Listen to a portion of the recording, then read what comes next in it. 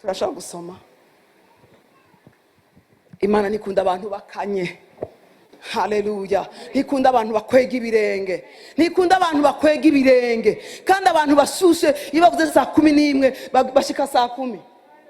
Haleluya. Ibavuze saa 11 bashika saa 10:30. Amen. Iyo abantu bashushe bisi ntibura, iyo abantu bashushe imvura ntigwa, iyo abantu bashushe impuzu ntibura, iyo abantu bashushe amafaranga ntabura, iyo abantu bashushe ibintu ntibizimba, iyo abantu bashushe nta bukene bubaho, kuko bafite ukuntu biba bishushe muri bo. Rembo sopra mande kesi karabos. Haleluya. Kandi Imana nikunda abantu bakanye pe. Kandi nganda kubwira uno munsi hari ibintu bimwe bimwe uri kurabona kubera ukora ibintu ukanye.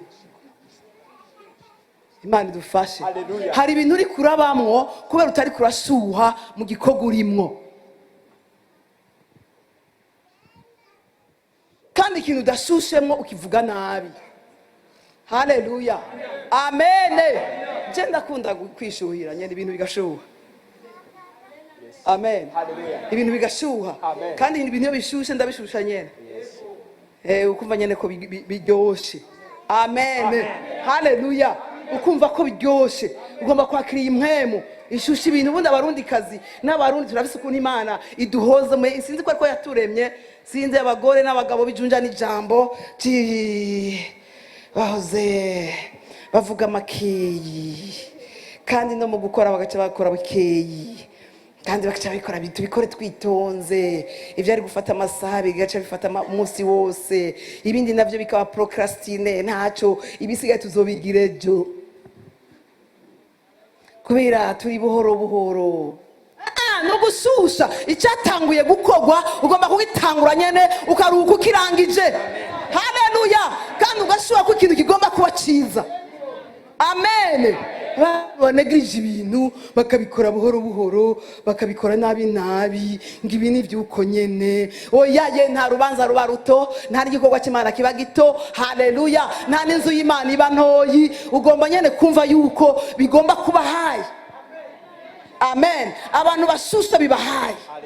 Babona ibintu kure, bakabona ibintu binini, bakabona ibintu kure cyane. Haleluya. Ariko ubundi iyo bikanye nibiba uko bibaye. Amen. Niba abakora dekoro ishushe. Haleluya. Ishushe barakora kandi ku munsi bihindutse, kwisa bihindutse, kuko muri bo dekoro irashushe. Hashushe ko ahantu haguma hagize gute, hakayangana, hari amashugwe meza, hari amatara akora, hari amatara yaka, hari amatara hinduka, aya jaune na ya vert, aya rouge na ya noir, bigoma na ya blanc na ya vert, ibintu nk'uko biguma bihinduka. Imana ishimwe. Wakiri uwo muriro mu izina rya Yesu. Umuriro wo gukorera Imana. Umuriro wo gukorera Imana. Umuriro wo gukorera Imana. Umuriro wo gukorera Imana. Udafise umuriro nta mwanya uzoro. Uzokwamuri nta mwanya. Nta mwanya. N'abayampishe bikwega amaguru nyene, bikwega. Oya, nwangaho urakanye, nturi umugenzi wa mpwemu yera, ukeneye izindi mbaraga za mpwemu yera.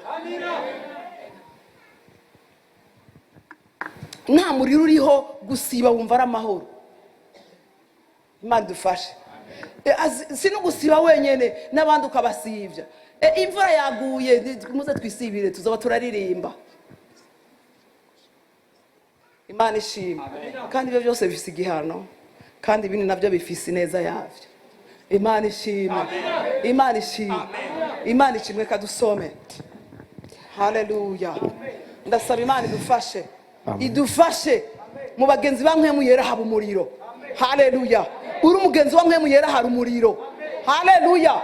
Apana kugira umugenzi wa mpwemu yera ku munwa. Umugenzi wa mpwemu yera wa vrai arimo rofe. Amen. Arimo mwete. Arimo zen. Amen. Haleluya. Haleluya. Arimo zen. Ntahari nta wundi ahari. Tugire gutya. Tugire gutya. Mwene data ahari mpwemu yera hari umuriro. Hari umuriro wo gukunda Imana, hari n'umuriro wo gukorera Imana. Hari n'umuriro wo gukorera Imana. Kubera igikorwa cy'Imana kizwe igikorwa cy'Imana, ariko iyo hari umuriro nawe kizwe igikorwa cyawe nawe. Hari wacumvise? igikorwa cy'Imana cyitwa igikorwa cy'Imana, ariko igikorwa cy'Imana igihe hari umuriro, icyo gikorwa cy'Imana ni igikorwa cyawe. Wacyumvise neza? Amen, amen. Iri shengero ni rya mpwemu yera, ariko igihe hari umuriro, iri shengero ni rwawe. Amen, amen, haleluya. Iri shengero ni rya mpwemu yera, iri shengero ni iry'Imana, iki gikorwa ni icy'Imana. Hari umuntu ariko aranyumva? Ariko igihe ufise umuriro wa mpwemu yera wo gukorera Imana, iki gikorwa ariko usanga bagiye. Presence y'umu ange yandika 9h.